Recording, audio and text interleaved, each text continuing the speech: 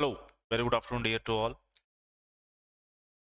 Hey, hello. Good afternoon, dear Sandeep, Sonu, Ramesh, प्रीति, शारदा, सभी को very good afternoon बच्चे.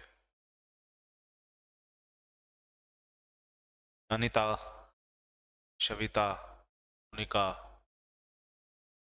अंजू बाला, लाख लाख, सभी को वेरी गुड आफ्टरनून बच्चे, सभी को वेरी गुड आफ्टरनून. तो फाइनली हम लोग आ गए हैं आज हमारे सेकंड सेशंस पे. आशा करूंगा कि जो पिछला सेशन हुआ था उसको आप लोगों ने पढ़ा होगा, सीखा होगा, समझा होगा.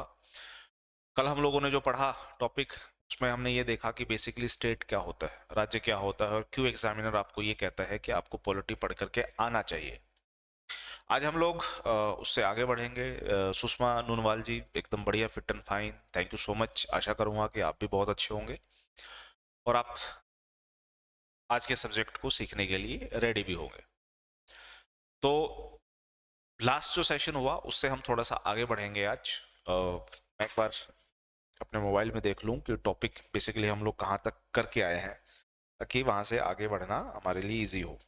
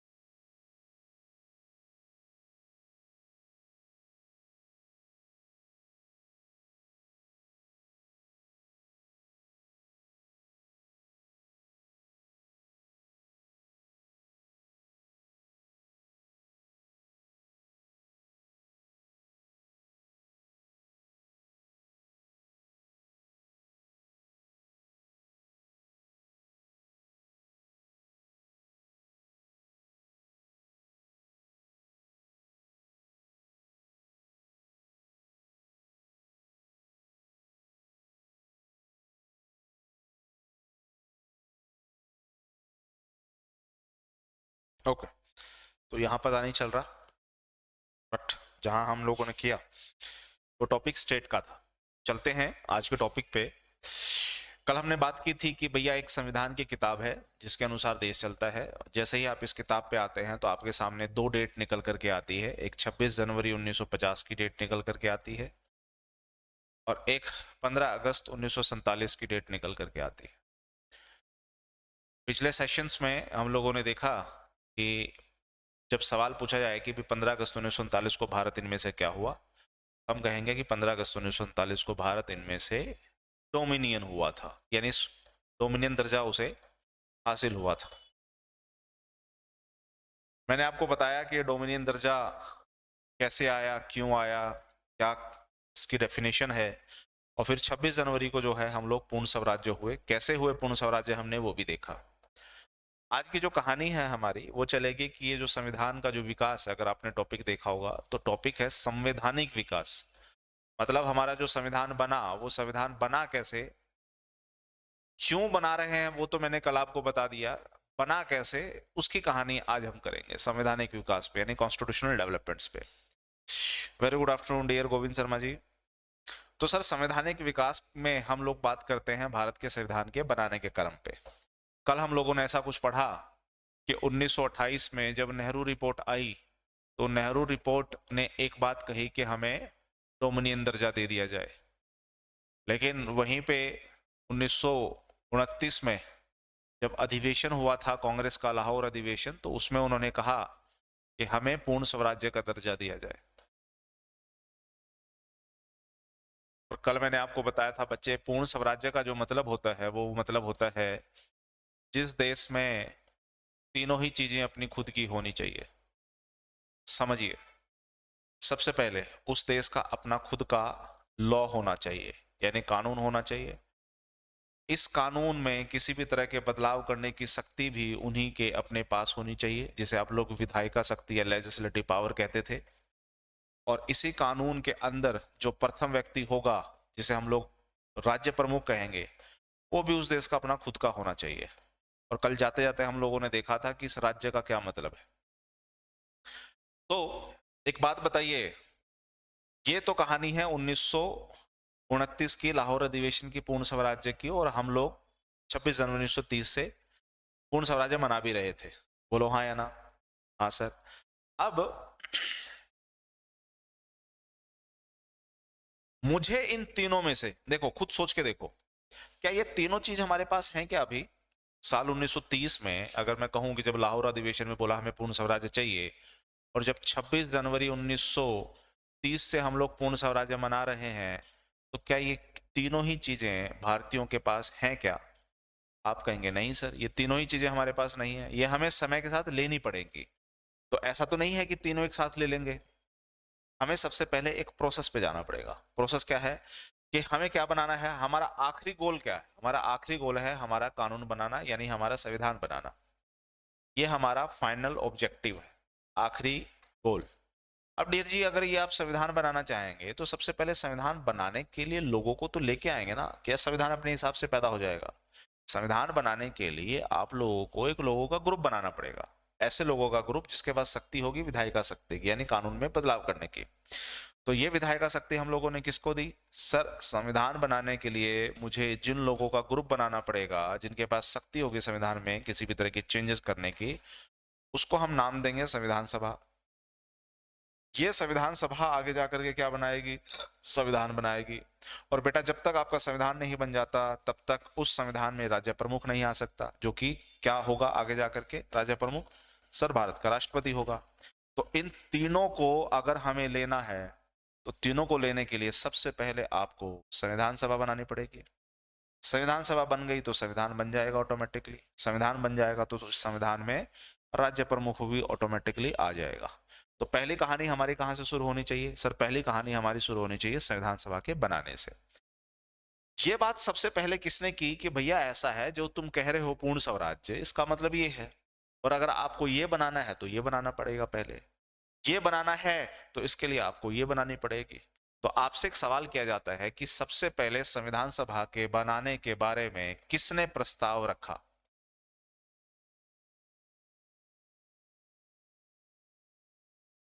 का प्रथम प्रस्ताव किसने दिया? आप आंसर करेंगे सर, एक बंदा था जिसका नाम था मनविंदर नाथ रॉय। इन शॉर्ट में इसे हम एम.एन. रॉय कहेंगे। साल है 1934 का। उन्होंने कहा कि डियर इंडियन, अगर आप पूर्ण स्वराज्य चाहिए आपको, तो पूर्ण स्वराज्य के लिए आपको सबसे पहले संविधान सभा बनानी चाहिए। संविधान सभा जिस दिन बन जाएगी उस दिन वो संविधान बनाने के ऊपर काम करेंगे, और जिस दिन संविधान बन जाएगा ऑटोमेटिकली आपको तीसरी चीज भी मिल जाएगी। कहानी क्लियर कि नहीं?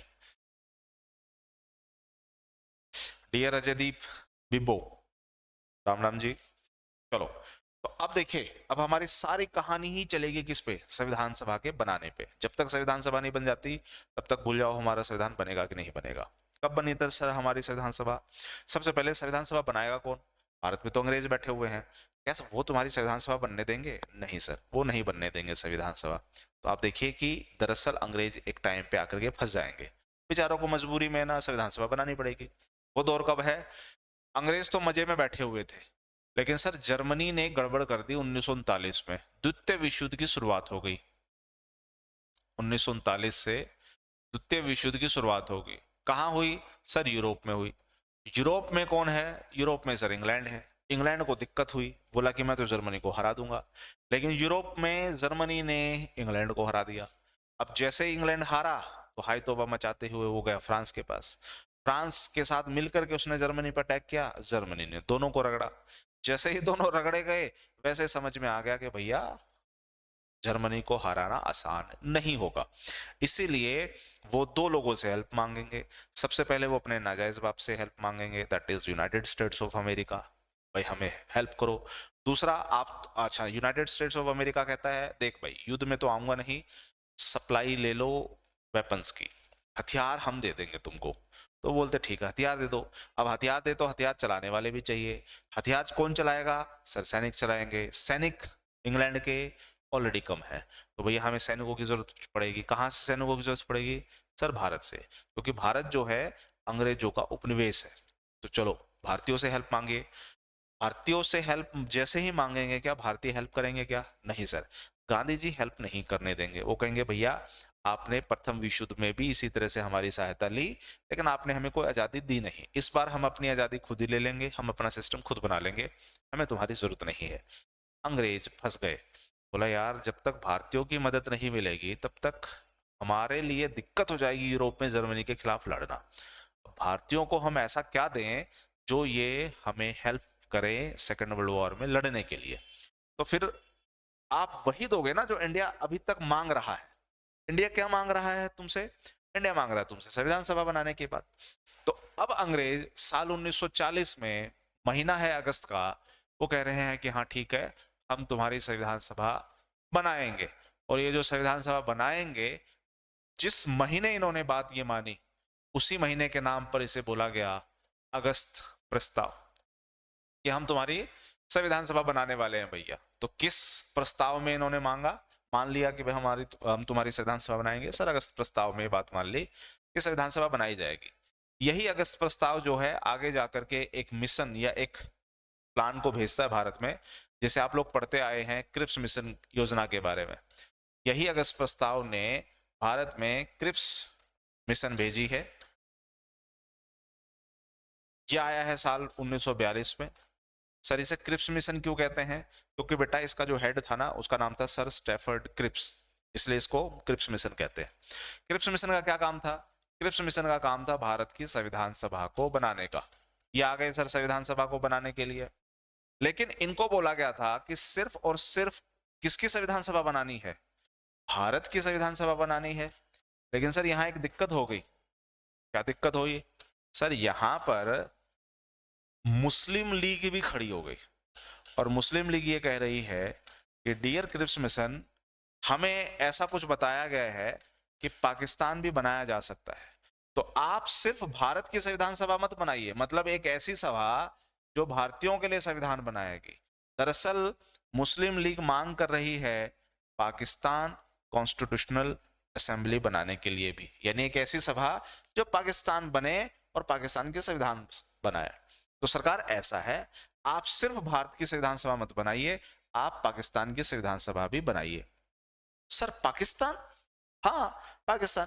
तो सर ये पाकिस्तान की कहानी कहां से शुरू होती है? एक मिनट बच्चे।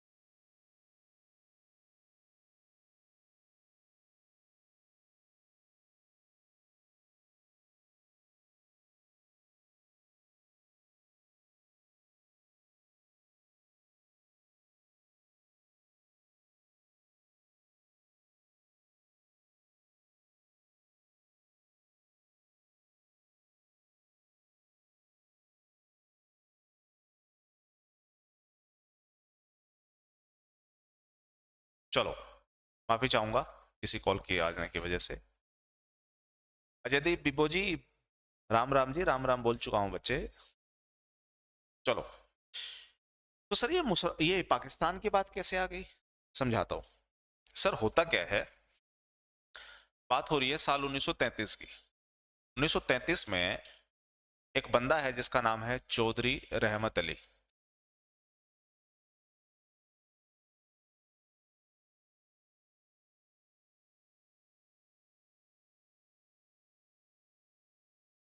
ये भाई साहब जो है ना भारत में स्वतंत्रता संग्राम या स्वतंत्रता के लिए ना आजादी की लड़ाई लड़ रहे हैं, स्वतंत्रता की लड़ाई लड़ रहे हैं। होता क्या है कि जो स्वतंत्रता सेनानी होंगे, जो अपने आप को स्वतंत्रता सेनानी समझेंगे, उनको डंडे भी पड़ेंगे अंग्रेजों के। ये भाई साहब कुछ ऐसे थे कि इनके ना 2-4 डंडे पड़े इंडिया में, 1-2 बार पकड़ के ले गए जेल में। इनको समझ में आ गया कि भाई भारत में तो ये कोई स्वतंत्रता कर नहीं सकते, और डंडों से लगता अपने को डर। तो भैया मैं भारत में नहीं रह सकता, मैं तो जा रहा हूँ पढ़ाई करने के लिए इंग्लैंड। तो ये चलेंगे इंग्लैंड में। लेकिन वो कहता ना कि चोर चोरी से चला जाए लेकिन हेरा फेरी से थोड़ी जाएगा। तो ये भाई साहब भी वहां पे भी क्रांति क्रांति करने लग गए। दरअसल ये खुद बंदा जो है मुसलमान है, और इसे ये लगता है कि भारत में जो जनसंख्या है वो ज्यादातर हिंदुओं की है, और जो मुसलमान है वो दरअसल 2 आयाम दर्जे में रहता है। अगर भारत में मुसलमानों की अपलिफ्टमेंट या विकास चाहिए होगी तो मुसलमानों को एक अलग से देश बनाना चाहिए, एक अलग से हिस्से में बढ़ जाना चाहिए।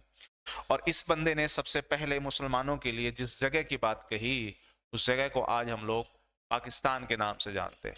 यानी ये जो पाकिस्तान शब्द दिया है सबसे पहले इस भाई साहब ने ही दिया है, चौधरी रहमत अली ने, जिसमें पाकिस्तान को संधि विच्छेद करोगे तो पाक प्लस स्थान की बात आती है। यानी एक ऐसी जगह जो बहुत पवित्र है। कितनी पवित्र है वो तो आप और मैं जानते ही हैं।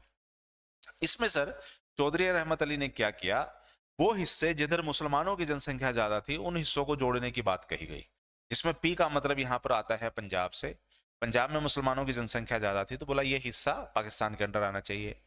के का मतलब सर यहाँ पर कश्मीर से है, तो कश्मीर में भी मुसलमानों की जनसंख्या ज्यादा थी तो बोला ये भी पाकिस्तान में आना चाहिए। एस का मतलब सर सिंध से है तो ये भी पाकिस्तान में आना चाहिए। और तान का मतलब जो है सर वो बलूचिस्तान है तो ये भी पाकिस्तान में आना चाहिए। तो इस तरीके से आप देखेंगे तो ये चारों हिस्से जोड़ करके पाकिस्तान बनाए गए। इसमें आगे जाकर के पंजाब 2 हिस्सों में डिवाइड हो गया, एक पश्चिमी पंजाब होगा, एक पूर्वी पंजाब होगा। वो पंजाब जो भारत में है वो पूर्वी पंजाब है, पश्चिमी पंजाब आज भी पाकिस्तान में है। कश्मीर का 1/3 हिस्सा जो है, या ये कह लीजिए 2/3 हिस्सा जो है वो भारत के पास है, 1/3 हिस्सा पाकिस्तानियों के पास है। सिंध पूरी तरह से पाकिस्तान के पास है, बलूचिस्तान पूरी तरीके से पाकिस्तान के पास है। हालांकि सिंध और बलूचिस्तान में पाकिस्तान से अलग होने की जो है मांग उठती रहती है। इन हिस्सों को जोड़ करके भाई साहब ने पाकिस्तान जैसा शब्द दे दिया। आशा करता हूं क्लियर हो चुका होगा। फिर मैं आपसे पूछूंगा कि बेटा एक बात बताओ, आगे जाकर के वो बंदा कौन है जिसने पाकिस्तान बनवा ही दिया। आप नाम लेंगे सर, एक व्यक्ति है 1934 में ही आ गया है, जिसका नाम, हालांकि वो उससे भी पहले आ गया था, तो 1934 में एक व्यक्ति है जिसका नाम है मोहम्मद अली जिन्ना।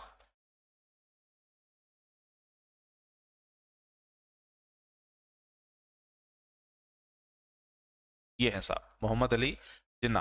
अब ये बंदा जो है 1934 में रहमत अली को क्या कहता है, भाई तेरा हो रहा है दिमाग खराब, पाकिस्तान बनाने की बात कह रहा तू ना, ये कभी नहीं बनेगा। तो आप देखिए 1934 में मोहम्मद अली जिन्ना ने साफ कह दिया कि पाकिस्तान मत बनाओ, हिंदुस्तान ही रहेगा। अगर किसी तरह के डिफरेंसेस हैं, दिक्कतें हैं, समस्याएं हैं, परेशानी है, दुख है, दर्द है, तो वो बैठ करके बात कर लेंगे इनसे। आप अलग से पाकिस्तान बनाने की बात करो यार, ये तो अपने आप में बड़ी हास्यास्पद चीज हो जाती है। तो दोस्त पाकिस्तान भूल जाओ। लेकिन फिर सर ऐसा क्या हो गया आगे जाकर के इसके जीवन में कि इस भाई साहब ने आगे जाकर के पाकिस्तान बना दिया। जो बंदा आज कह रहा है कि पाकिस्तान नहीं बनेगा, वो बंदा आगे जाके पाकिस्तान क्यों बना रहा है। फिर वही बात है भैया, इसके जीवन में भी कुछ ऐसे पड़ाव आए हैं कि भी कुछ बेइज्जती महसूस हुई है इस बंदे को भारत में। जब ये हिंदुस्तान हिंदुस्तान कर रहा है तो इसका ये कहना है कि 1937 में जो चुनाव हो रहे थे भारत में, प्रांतों के चुनाव जैसे हरियाणा पंजाब में होते हैं राज्यों के चुनाव, उसी तरह से उस समय प्रांतीय चुनाव हो रहे थे। उन चुनाव में कांग्रेस ने मोहम्मद अली जिन्ना को थोड़ा सा साइड रख दिया। क्यों रख दिया, क्योंकि ये मुसलमान थे और जिन इलाकों में चुनाव लड़े जा रहे हैं वो हिंदूवादी इलाका है। तो लगा कि भाई बींगे मुस्लिम शायद हिंदू लोग जो हैं वो समर्थन ना दें, इसलिए मोहम्मद अली जिन्ना को थोड़ा साइड कर दिया कि साहब आप थोड़ा सा अलग रहिए, कोई दिक्कत नहीं, तो भाई भाई है। यही चीज मोहम्मद अली जिन्ना को बुरी लग गई और उसे लगा कि यार जब आज अंग्रेजों के रहते मुसलमानों के साथ अगर कांग्रेस ऐसा बर्ताव कर रही है तो कल को अंग्रेजों के जाते ही मुसलमानों के साथ शोषण होगा। जिस तरीके से अंग्रेज भारतीयों के साथ कर रहे हैं उसी तरीके से आगे हिंदू मुसलमानों के साथ करेंगे, तो बेटर ये है कि आज और अभी से ही पाकिस्तान की लड़ाई छेड़ दी जाए तो वो ज्यादा सही है। इसीलिए भाई साहब जो है पाकिस्तान पाकिस्तान चिल्लाने लग गए 1937 के बाद। यही वजह है कि 1942 में जब क्रिप्स मिशन आया, क्योंकि मुस्लिम लीग का तो सदस्य था ही, तो मुस्लिम लीग के सदस्य होने के नाते मुस्लिम लीग ने और मोहम्मद अली जिन्ना ने पाकिस्तान का रट्टा मारा और यहां पर क्रिप्स मिशन को कहा कि सिर्फ भारत की संविधान सभा बनाओ, आप पाकिस्तान की संविधान सभा भी बनाओ। लेकिन क्रिप्स मिशन ने कहा कि देखो भाई, मुझे भेजा गया है सिर्फ और सिर्फ भारत की संविधान सभा बनाने के लिए, मैं तो पाकिस्तान की संविधान सभा बनाने नहीं आया हूं। तो ऐसा है, मैं तो भैया जा रहा हूं तुम्हारे देश को छोड़ करके, क्योंकि मुझे तो सिर्फ बोला गया पाकिस्तान की संविधान सभा, सॉरी, भारत की संविधान सभा बनानी, तुम तो कह रहे हो पाकिस्तान की बनाओ। नहीं, मेरे बस की बात नहीं है, पहले तुम है ना एक दूसरे से सोल्व कर लो, अपना डिस्कशन कर लो कि क्या होगा, क्या क्या करना है क्या नहीं करना। मैं तो चला, यानी ना तो भारत की संविधान सभा बन पाई, ना पाकिस्तान की संविधान सभा बन पाई, और क्रिप्स मिशन हो गया फेल।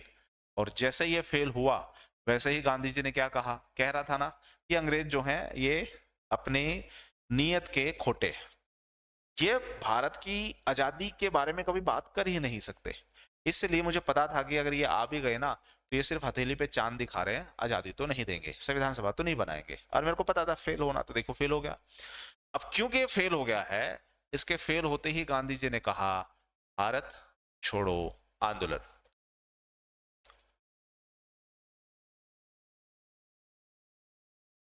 भारत छोड़ो आंदोलन इसके फेल होने की वजह से ही स्टार्ट हुआ था, क्योंकि गांधी जी ने कहा था कि मुझे पता है कि अंग्रेजों की नीयत अच्छी नहीं है, इसलिए अगस्त 8 1942 को भारत छोड़ो आंदोलन का जो है श्री गणेश गांधी जी ने कर दिया, सिर्फ इसके फेल होने की वजह से।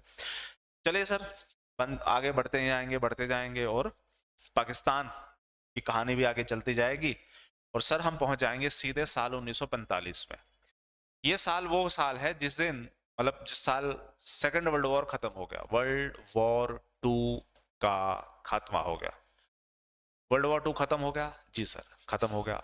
खत्म होते ही क्या हुआ, उस इंग्लैंड कौन लड़ रहा था एक तरफ से, सर इंग्लैंड भी लड़ रहा था। तो डियर जी, ये जो यूनाइटेड किंगडम होगी, यानी जो इंग्लैंड होगा, इस इंग्लैंड में सत्ता परिवर्तन होता है, यानी वहां चुनाव होते हैं, और उस चुनाव में सर एक प्रधानमंत्री बनता है जिसका नाम है क्लीमेंट एटली। आपको क्या लगता है कि भारत में जितने भी अंग्रेज आए थे, क्या सब के सब खराब अंग्रेज थे क्या, जो भारत को शोषित कर रहे थे, या कुछ अंग्रेज ऐसे भी थे जो भारत की आजादी के बारे में बात कर रहे थे? सर ऐसे भी अंग्रेज थे जो भारत की आजादी के बारे में बात कर रहे थे। उसी में एक ऐसा अंग्रेज क्लेमेंट एटली जो भारत की आजादी के बारे में बात करेगा। समझिए, हम चलते हैं पीछे वाली स्लाइड पे, यहां नाम आता है क्रिप्स मिशन का। इस क्रिप्स मिशन में कितने मेंबर आए भारत में? एक मेंबर आया क्या? नहीं सर, क्रिप्स मिशन में एक व्यक्ति नहीं आएगा, और भी मेंबर आएंगे, और उसी क्रिप्स मिशन में एक व्यक्ति आएगा जिसका नाम है क्लेमेंट एटली। तो मतलब जो 1945 में इंग्लैंड का प्रधानमंत्री बनता है, 1942 में क्रिप्स मिशन के तहत वो भारत आ चुका होता है। और सर भारत में जो वो गरीबी देखता है, ऐसी गरीबी उसने अपने पूरे जीवन में कहीं नहीं देखी थी। तो उसने सोचा कि अगर मेरे पास शक्ति होती तो मैं इस देश को आज और अभी आजाद कर देता। लेकिन सर वो तो मात्र एक कैबिनेट मंत्री है, और कैबिनेट मंत्री आजादी तो दे नहीं सकता, क्योंकि इंग्लैंड में सबसे सर्वोपरि कौन होता है? इंग्लैंड का प्रधानमंत्री। तो प्रधानमंत्री वो है नहीं, तो वो कुछ कर नहीं सकता।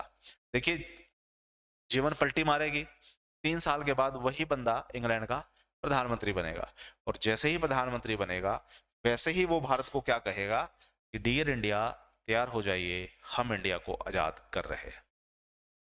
ओके, नेक्स्ट सवाल पूछा जाता है कि बेटा एक बात बताओ, दुनिया में वो देश कौन से हैं जहां सिर्फ एक सिंगल पार्टी सिस्टम है, जहां सिर्फ एक पार्टी रहती है? आप कहेंगे सर चाइना। चाइना में सिर्फ सिंगल पार्टी है, एक ही पार्टी है चाइना में। ओके, अब आ जाओ वो देश जहां पर डबल पार्टी सिस्टम है। आप कहोगे सर यूनाइटेड स्टेट्स और यूनाइटेड किंगडम, यानी इंग्लैंड और America, United States of America, इन दो देशों में दो पार्टी सिस्टम है। तो इंग्लैंड में दो पार्टी सिस्टम है, एक पार्टी का नाम है सर कंजर्वेटिव और एक का नाम है लेबर। ठीक है, इंग्लैंड में दो ही पार्टी, जिस तरह से भारत में कई भी पार्टी हो सकते हैं, कितनी पार्टी हो सकती है, हजारों पार्टी हो सकती है भारत में, इंग्लैंड में सिर्फ दो पार्टी है, कंजर्वेटिव, लेबर। मतलब या तो आप कंजर्वेटिव का हिस्सा हो सकते हो या लेबर का, तीसरी पार्टी वहां हो नहीं सकती। अब हमसे सवाल पूछा जाता है कि जो क्रिप्स ये है, क्लेमेंट एटली है, वो किस पार्टी से जुड़ा हुआ था? तो हम कहेंगे सर ये लेबर पार्टी से जुड़ा हुआ था। जो भारत के लिए काम करेगा वो तो लेबर ही होगा, तो ये लेबर पार्टी से जुड़े हुए थे। इन्होंने कहा डियर इंडियंस तैयार हो जाइए, हम आपको आजादी दे रहे हैं। कब तक दे रहे हैं सर? आप मान के चलिए कि जुलाई 1948 तक आते आते हम आपको आजादी दे देंगे। जुलाई 1948 तक आते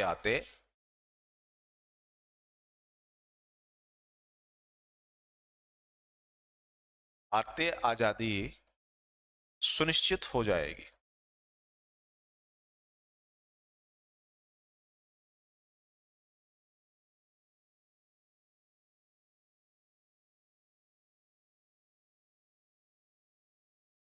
तो एग्जामिनर थोड़ा सा यहां पर आपसे सवाल करेगा।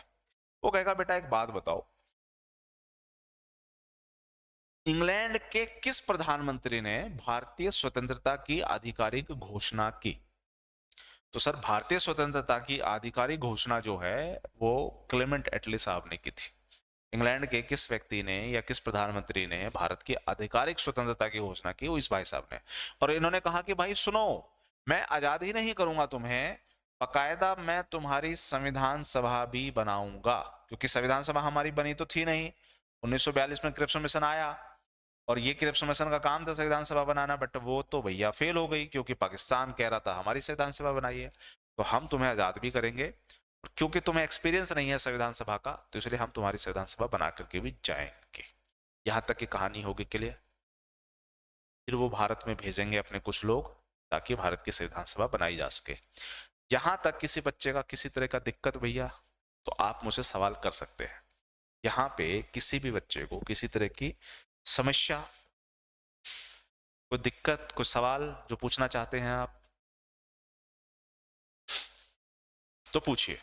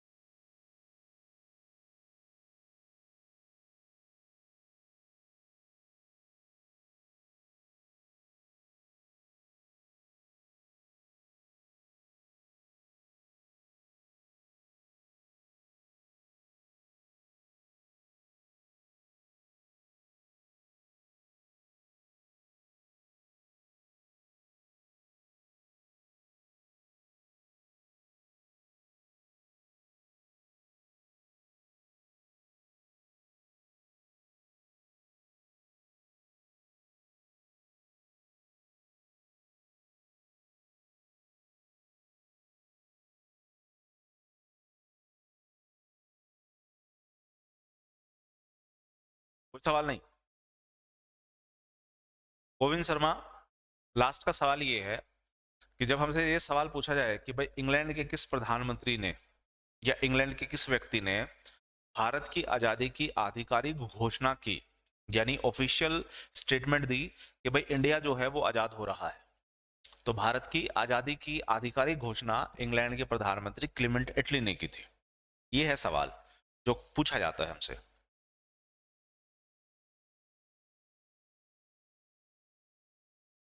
और हम आजादी नहीं करेंगे, बकायदा हम तुम्हारी वो संविधान सभा भी बनवाएंगे जिस संविधान सभा के बारे में बात आप 1934 से ही कर रहे हैं।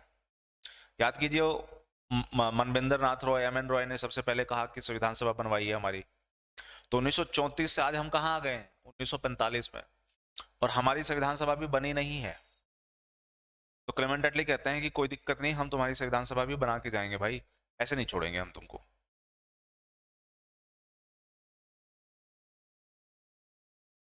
ठीक है, चलो बढ़ते हैं आगे। सर संविधान सभा बनवाइए अब, क्योंकि है ना सारा खेल तो इसी पे था। तो क्लेमेंट एटली कौन है बेटा? सर वो तो प्राइम मिनिस्टर है। देखो अगर मैं पूछूं कि आज अपने प्राइम मिनिस्टर के अंडर में जो लोग काम करते हैं उसे हम क्या कहते हैं, तो आप कहेंगे सर प्राइम मिनिस्टर के अंडर जो काम करते हैं उनको हम कैबिनेट मंत्री बोलते हैं। तो दरअसल उस समय 3 कैबिनेट मंत्रियों को भारत भेजा गया। एक का नाम था पैथिक लॉरेंस, डी लॉरेंस। एक का नाम था अलेक्जेंडर एवी अलेक्जेंडर, और एक का नाम था सर स्टैफर्ड क्रिप्स।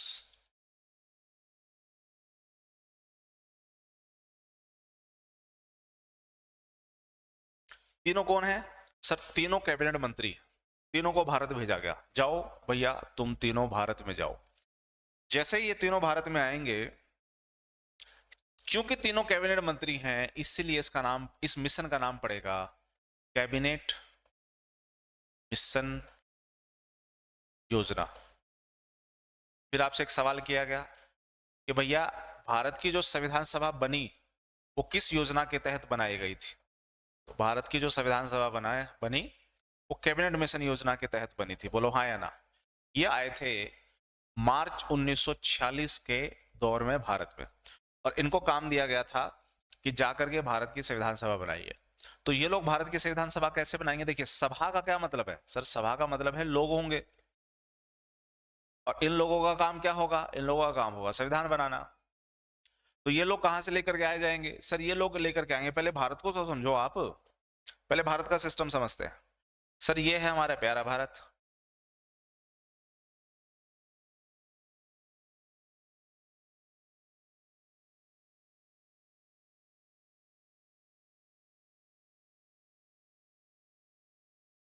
लो जी ये है सर हमारा प्यारा भारत। अब डियर जी, इस भारत में आपको पाकिस्तान और बांग्लादेश ये काउंट करके चलना है, क्योंकि ये 1947 में अलग हुआ था, इससे पहले तो हमारा ही हिस्सा था। अब ये हिस्सा, जो भारत का जो हिस्सा होगा, एक हिस्सा ऐसा होगा सर जिसको हम कहेंगे प्रांतीय सभा या प्रांतीय राज्य। यानी भारत कितने हिस्सों में बटा हुआ था? आप कहेंगे सर एक तो प्रांतीय राज्यों में बटा हुआ था, दूसरा हिस्सा जो बटा हुआ था वो था देशी रियासतों में या देशी राज्यों में, देशी रियासतें,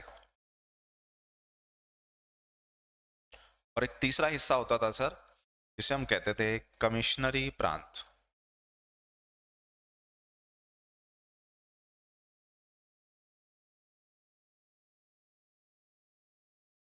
नेक्स्ट क्वेश्चन भाई, प्रांतीय राज्य क्या होते हैं? जिस तरह से आज है ना हरियाणा पंजाब राज्य है ना, समझ लीजिए उस समय उनको प्रांत कहा जाता था। और जिस तरह से केंद्र शासित प्रदेश हैं आज, ये समझ लीजिए कि उस समय कमिश्नरी प्रांत हुआ करते थे। ये दोनों का सिस्टम समझ में आया? ये वो सिस्टम है जिस सिस्टम में राजा या कोई रानी या कोई नवाब टाइप बंदा जो है वो संभालता है उस हिस्से को। तो ये हो गई आपकी देशी रियासत, यानी एक ऐसी रियासत जो एक तरीके से देखा जाए तो अंग्रेजों से अलग है, जहां पर रूल्स एंड रेगुलेशन वो अपने हिसाब से चलाते हैं। बस अंग्रेजों को वो टैक्स देते, अंग्रेजों को वो पैसा देते हैं। तो एक तरीके से इन लोगों की मौज है।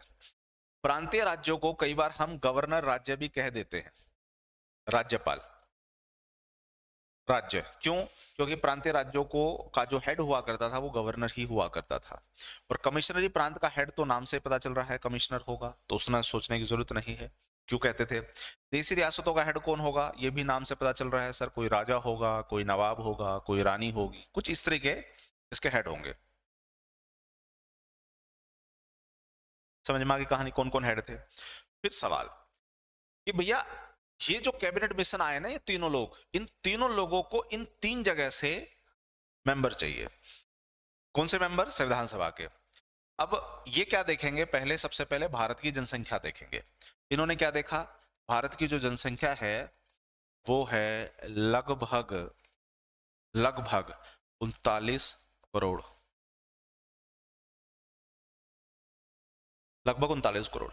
तो इन्होंने कहा कि अच्छा ठीक है 39 करोड़ है ना, तो हम जो संविधान सभा बना रहे हैं, इस संविधान सभा में ये जो एक व्यक्ति आएगा ये 10 लाख लोगों के ऊपर आएगा, यानी 10 लाख की जनसंख्या पे एक संविधान सभा का मेंबर होना चाहिए, ये तय किया गया। तो अगर 10 लाख पे एक बंदा होना चाहिए संविधान सभा का, तो लगभग 39 करोड़ की पॉपुलेशन है, तो बताइए कितने सदस्य होने चाहिए?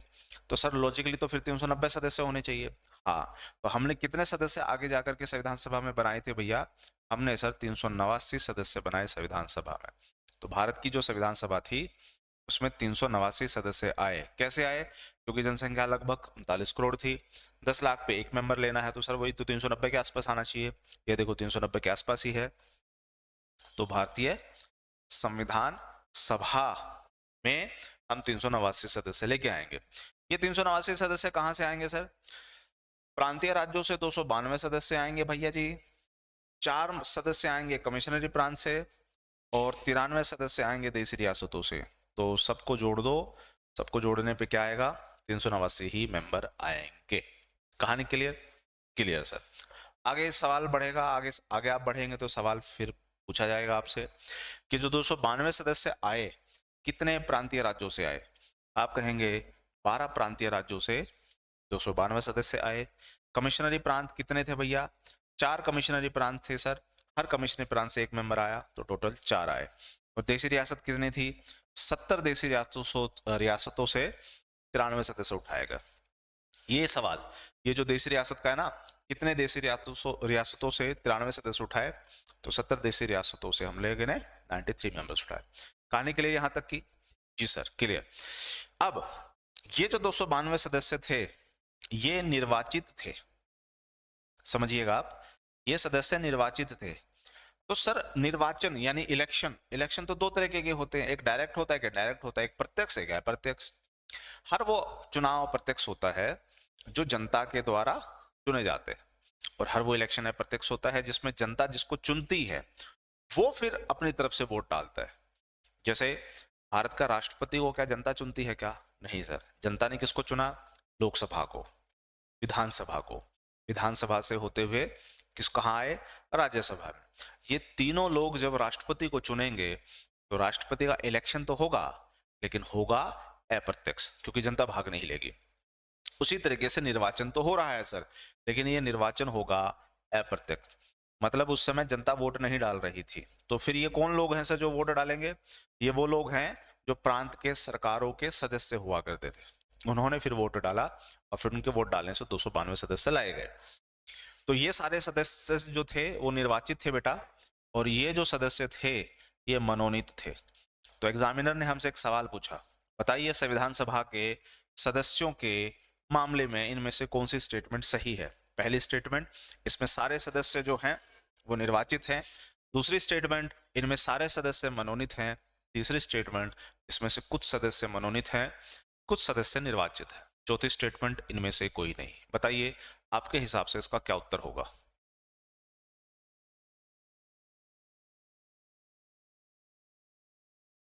बताओ।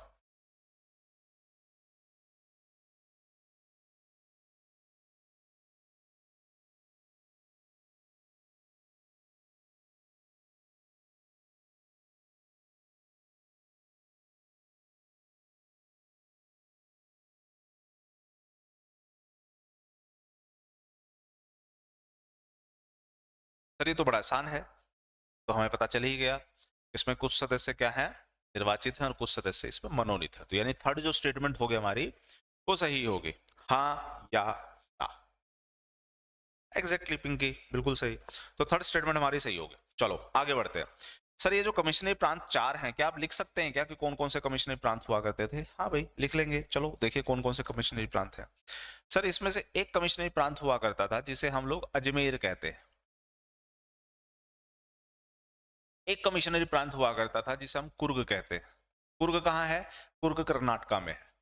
एक कमिश्नरी प्रांत है जिसे हम लोग सर दिल्ली कहेंगे, और एक कमिश्नरी प्रांत है जिसे हम लोग बलूचिस्तान कहेंगे। ये वही बलूचिस्तान है जो पाकिस्तान में है। तो 4 कमिश्नरी प्रांत हुआ करते थे, और वो चारों कमिश्नरी प्रांत ये है। कहानी क्लियर? यस और नो? तो हर कमिश्नरी प्रांत से एग्जैक्टली गोविंद शर्मा बिल्कुल सही, थर्ड स्टेटमेंट आएगा। तो अजमेर, कुर्ग जो कर्नाटका में है, दिल्ली और बलूचिस्तान, ये 4 जो हैं ये कमिश्नरी प्रांत हुआ करते। तो हमने बना दिए 389 सदस्य। 389 सदस्य किसके भैया? भारत की संविधान सभा के सर। इसका मतलब है कि किसकी संविधान बनने वाली है भविष्य में? भारत की संविधान सभा बनने वाली, क्योंकि आपने भारतीय संविधान सभा बनाई। तो किसका मुंह फूलेगा सर? मोहम्मद अली जिन्ना का मुंह फूलेगा। पेट किसका दुखेगा? मोहम्मद अली जिन्ना का पेट दुखेगा, क्योंकि इन्होंने सिर्फ भारत की संविधान सभा बनाई, पाकिस्तान की नहीं। और मोहम्मद अली जिन्ना ने क्या कहा? अच्छा ठीक है भैया, आपने बना ली अपनी संविधान सभा। कब बनाई है अपने आप संविधान सभा? ये भारत की संविधान सभा बनी है मई 1946 में। आए कब थे ये? आए थे सर मार्च 1946 में। तो मई 1946 में जैसे संविधान सभा बनी तो मोहम्मद अली जिन्ना ने कहा देखो भाई, तुमने पाकिस्तान की संविधान सभा नहीं बनाई, कोई दिक्कत नहीं, लेकिन मैं आपको समय दे रहा हूं 16 अगस्त तक का। 16 अगस्त 1946 ये वो दिन है जब कांग्रेस को और अंग्रेजों को, कांग्रेस और ब्रिटिशर्स, इनको ये ऑप्शन दे दिया गया कि ऐसा है, पाकिस्तान कॉन्स्टिट्यूशनल असेंबली इस तारीख तक बना दो, नहीं बनाओगे तो फिर मेरे को भी नहीं पता भाई फिर क्या होगा क्या नहीं। तो सर फिर क्या हुआ? बना क्या? अरे नहीं बना भाई। क्यों बनेगा? ना तो कांग्रेस ने हाँ किया पाकिस्तान की संविधान सभा बनाने के लिए, ना ही ब्रिटिशर्स ने। और रिजल्ट क्या हुआ सर? ये 16 अगस्त को मोहम्मद अली जिन्ना ने प्रत्यक्ष यानी डायरेक्ट, कार्यवाही यानी एक्शन, दिवस यानी डे, प्रत्यक्ष कार्यवाही दिवस के रूप में मनाया, यानी डायरेक्ट एक्शन डे, डैड। तो डायरेक्ट एक्शन डे इन्होंने बोला कि भाई 16 अगस्त तक अगर आपने पाकिस्तान की संविधान सभा नहीं बनाई तो वो दिन होगा प्रत्यक्ष कार्यवाही दिवस, जिसका मतलब होगा कि इसके बाद क्या होने वाला है वो हमें भी नहीं पता। और सर इस दिन क्या हुआ? इस दिन बेटा मारकाट शुरू हुई।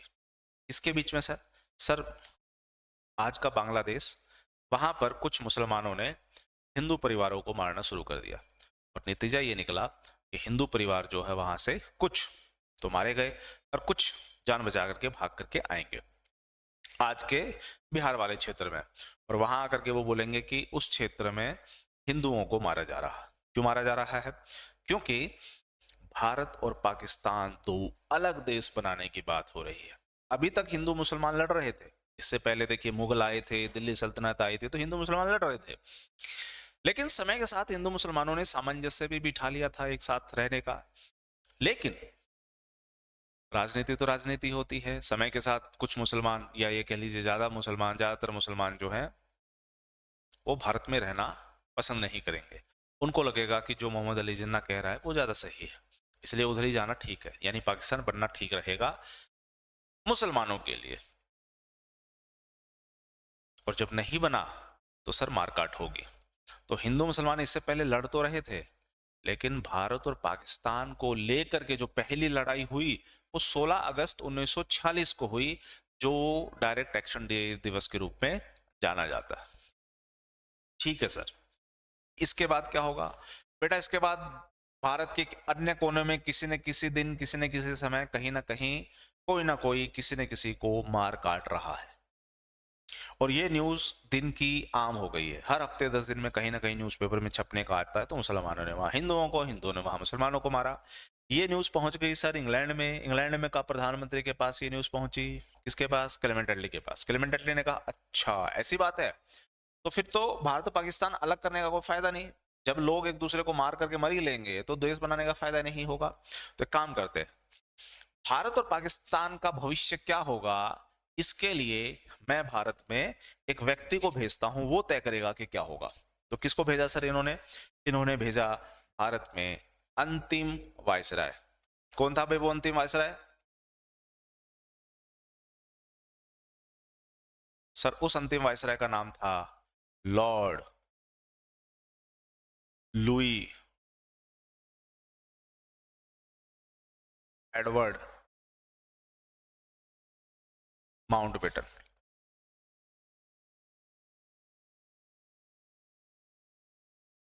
ये है अंतिम वायसराय जो भारत में आएगा। मतलब इससे पहले जो वायसराय हुआ करता था लॉर्ड वेवल सर, उसको निकाल दिया गया, वो चला गया, इसको भेजा गया। अब ये बंदा तय करेगा कि भारत और पाकिस्तान के बीच में क्या करना है। और ये बंदा मीटिंग में मीटिंग करेगा और फिर मीटिंग करने के बाद ये तय करेगा कि भारत और पाकिस्तान तो अलग होंगे होंगे। और सर इसकी आधिकारिक घोषणा हो जाएगी साल 1947 में 3 जून को कि भारत और पाकिस्तान बनेंगे ही बनेंगे, इसमें कोई दो राय नहीं है भैया।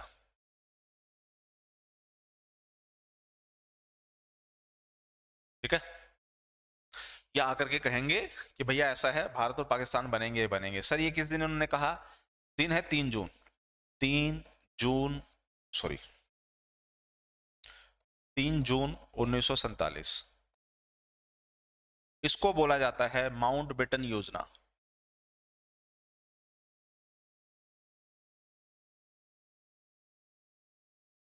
और सर माउंटबेटन योजना क्या थी? इस माउंटबेटन योजना का मतलब ये था कि भारत अलग बनेगा, पाकिस्तान अलग बनेगा।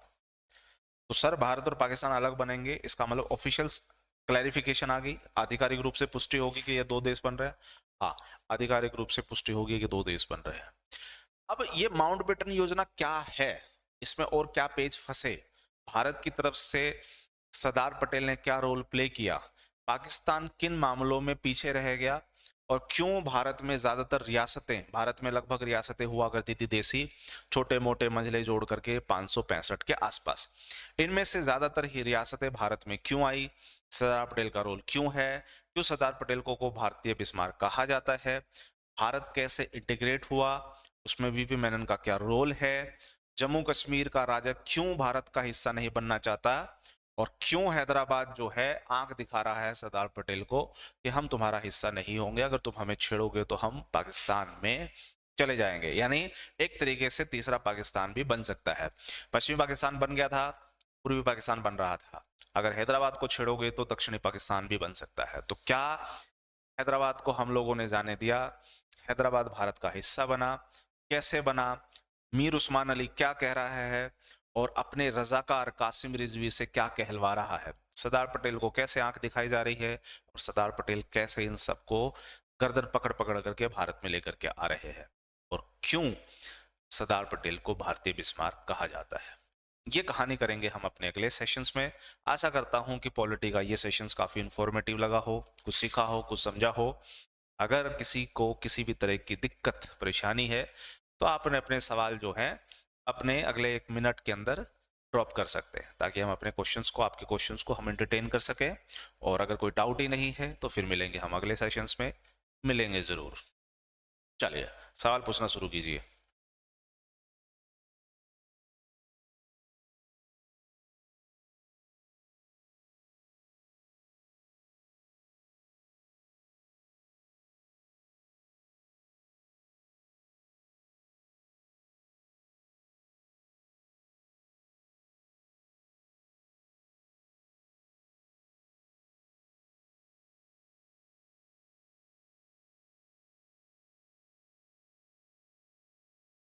Thank you so much Sushma Noonwal ji, thank you so much बच्चे। बस इसी तरीके से प्यार मोहब्बत बनाए रखें, रिस्पेक्ट बनाए रखें, सीखते रहें, सिखाते रहें। जीवन का इससे बढ़िया आयाम तो कुछ हो नहीं सकता।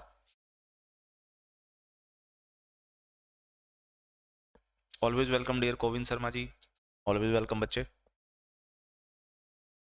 चलो तो फिर मिलते हैं हम नेक्स्ट सेशंस में। Till then enjoy, bye bye, take care, तस्वीदानिया।